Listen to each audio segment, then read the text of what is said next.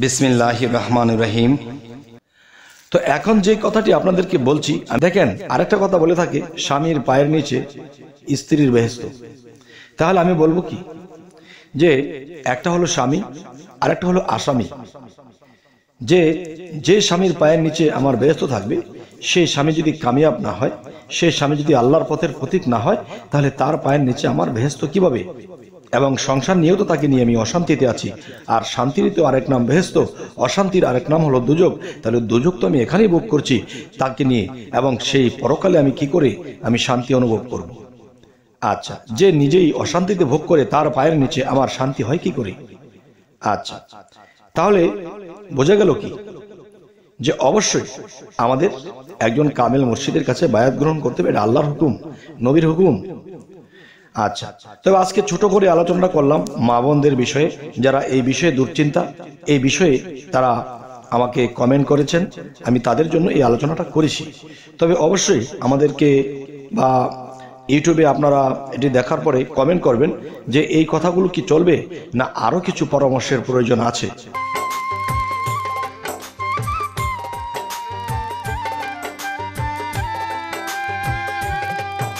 সে আলোচনাটি যেমন অনেকে আমাকে বলেছেন যে স্বামীর সংসার করি, স্বামী শরীয়ত করে, আমরা তো ইচ্ছা করলেও বায়াত গ্রহণ করতে পারি না, বিভিন্ন ঝামেলা, বিভিন্ন কিছু।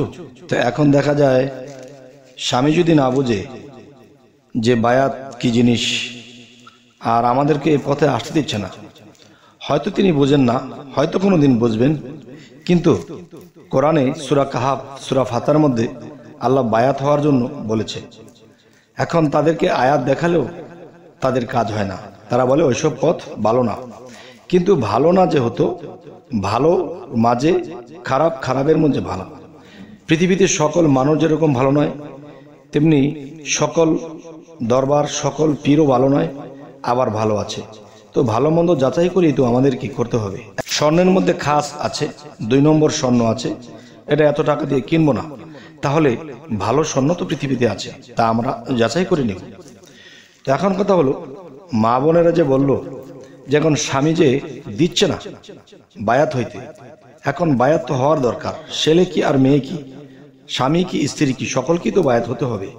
নবীর সাহাবা ছিল, নবীর সাহাবিও তো ছিল। এখন আমাদের কি করা? এখন আমি যেটা বলবো, এখন শুনেছি পরামর্শ হিসেবে যেটা বলবো সেটা হলো, দেখুন, প্রথমত স্বামীকে বোঝাবেন, দ্বিতীয়ত স্বামীকে আদর যত্ন করে ভালোবাসা দিয়ে স্বামীকে সহকারে নিয়ে আসবেন। আর স্বামী যদি না আসে 1 বার 2 বার 3 বার, তাহলে আপনাদের পছন্দ মতো সময় সুযোগ করে তখন একজন কামিল পীরের কাছে যাবেন, বা একজনের কাছে গিয়েছেন ভালো লাগেনি, অন্য যার কাছে যাবেন, ভালো লাগেনি, এরকম খুঁজতে খুঁজতে আল্লাহ তাকে সাহায্য করে একটা ভালো পীর অবশ্যই মিলিয়ে দেবে।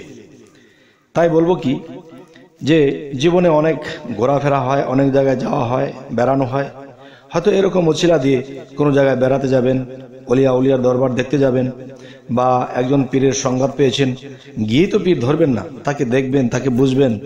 আরেকটা জিনিস হলো, বায়াত যে আমি হব, আমি যে পীরকে তাকে আমি মানব, তাহলে মানার আগে যেমন স্বর্ণ কিনতে গেলে স্বর্ণ যাচাই করে কেনা হয়, ঠিক পীরকেও যাচাই করতে হবে।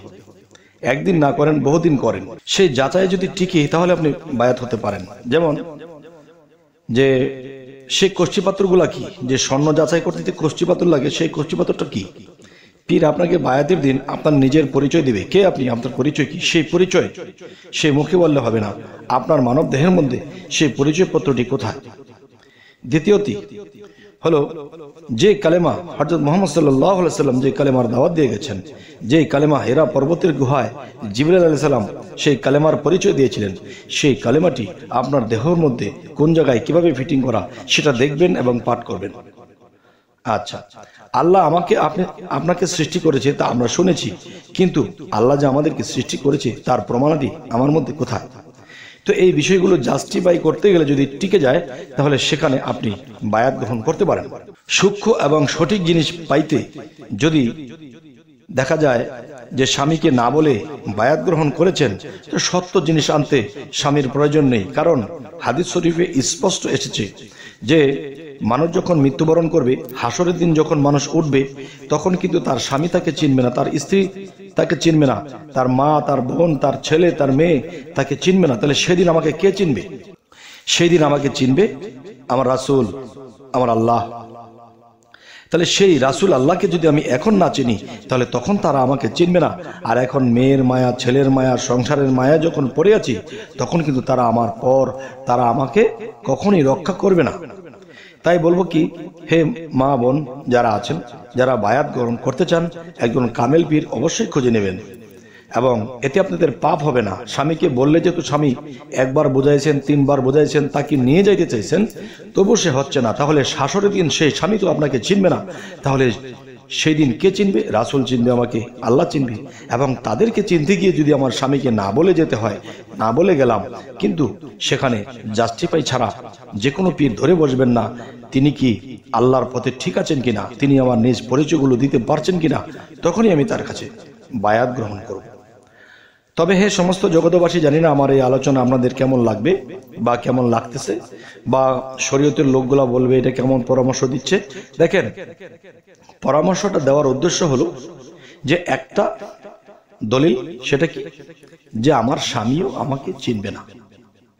কোন সংসারে আছে, নিজের স্ত্রী বলতেছে নামাজ পড়বা, রোজা করবা, কিসের পীর? স্ত্রী স্বামীকে পীর ধরতে দিচ্ছে না, এবং কোন কোন সংসারে স্বামী স্ত্রীকে পীর ধরতে দিচ্ছে না। তাহলে এরকম অবস্থায় সংসার চলছে।